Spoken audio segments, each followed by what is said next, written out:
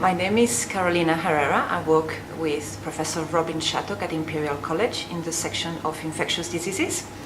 And my main interest is microbicides, combinations of microbicides more specifically. And so, thanks to this interest, I have been able to be involved in CHAARM, and also I'm very interested in the new FP7 European grant, which is called MOTIF.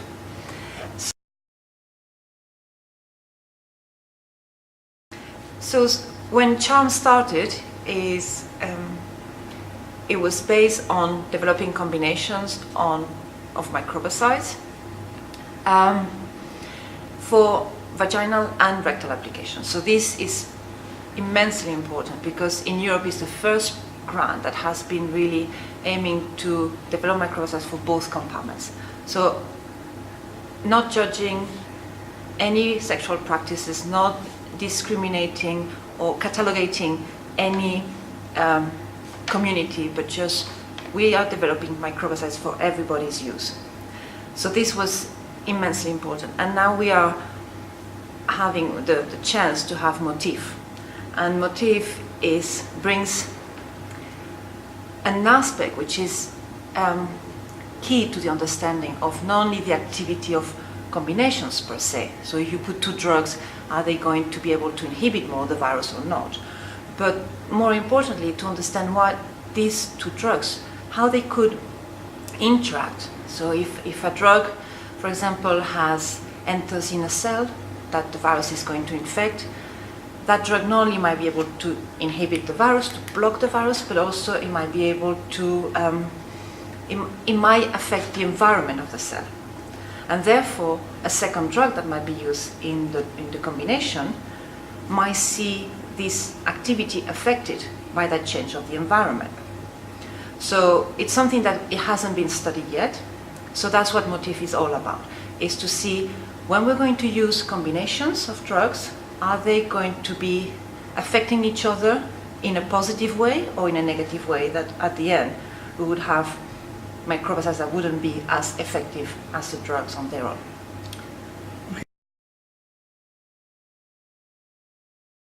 Yes. Yes, the vaccine is always the ultimate goal because it would make things very easy. But the reality of the field is that right now vaccines are not fully efficacious. Nor are microbicides, but we can think about combining them. Again, we are always using the word combination, and I think this is a key word for the future of prevention of HIV transmission. Any type of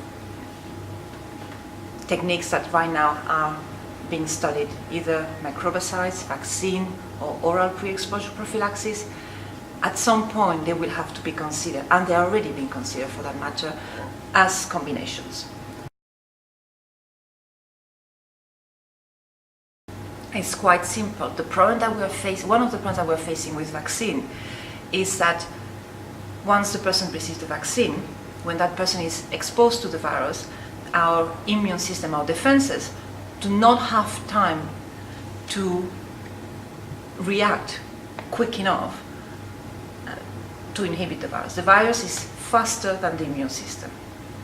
So basically our soldiers are invaded immediately, and they don't even have time to raise their weapons. So the idea behind all this is to use the microbicides or the oral pre-exposure prophylaxis to slow down the virus, to give time to our immune system, to our soldiers, to be fully ready with their weapons up and kill the virus in a very lay language way. But that is one of the ideas behind of combinations of drugs, antiviral drugs, and vaccines. I think that is one of the main issues that we have right now. I'm not a social scientist, but I can perceive around me in developed countries how the idea that the perception that people have of the epidemic, of HIV epidemic, it's completely unreal. They are not in contact with reality. We still have young women and young men who are being infected every day around us, and it's not because because they might not be having sex with men, or they might not be of African origin, because some people have this very bizarre perception that if they are not of African origin, and if they are not having sex with men, being men, they are safe. Or if they are from a certain status. In some countries it happens also. We are going back to those, at least in my opinion, to that sense of protection base, like on your social status, like it was happening in the Black Plague. Like it was, if you would have seen, you were supposed to be infected with the Black Plague. And so I think this is an important aspect that, as a scientist, we still need to make the population very aware, thanks to the community advocates, that HIV is still a very grave problem, even in developed countries. It's not only happening in developing countries. So we need to make people aware. Unfortunately, I'm not going to be very original for the first one, which is funding. Funding is something that we are, to a certain extent, struggling, and part of my time, enormous part of my time, is based into looking for funding. And I think my hands would be better occupied into getting new ideas, into developing new things and testing new things, new compounds, more than being so desperately having to look for funding. And this is very typical answer, but it's a reality. And with the economical crisis that is still hitting us, science is suffering enormously. A lot of people are leaving science, and if I may say also, a lot of women are leaving science.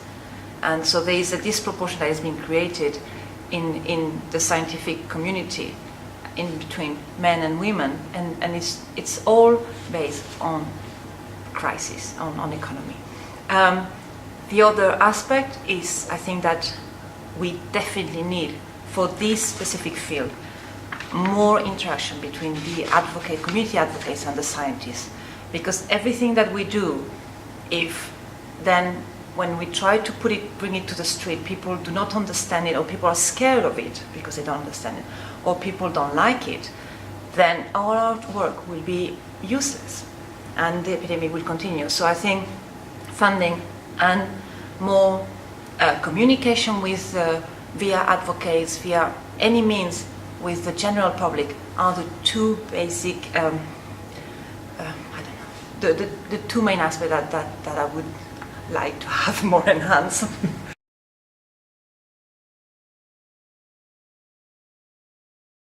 I think science is always a question of having questions in front of you and trying to answer those questions, having a problem and trying to, but that's the interesting part of it. Scientists, we are by definition curious. So if there was no curiosity, we would. But no, I think the field HIV has had this huge advantage that, in a way, I wouldn't say thank you, but thanks to the difficulties of obtaining a vaccine immediately, we ended up studying more deeply the virus per se, and we ended up trying to understand more the immunology surrounding the infection. So the field has developed enormous amount of techniques, enormous amount of knowledge that at this stage, and it's very exciting to be in this field. And also, what is very, very beautiful in a way is that scientists are working together. It's not just, I am going to be the winner of the Nobel Prize, no. It's us as a group of scientists, we're going to find a solution for this problem. And I think this is great.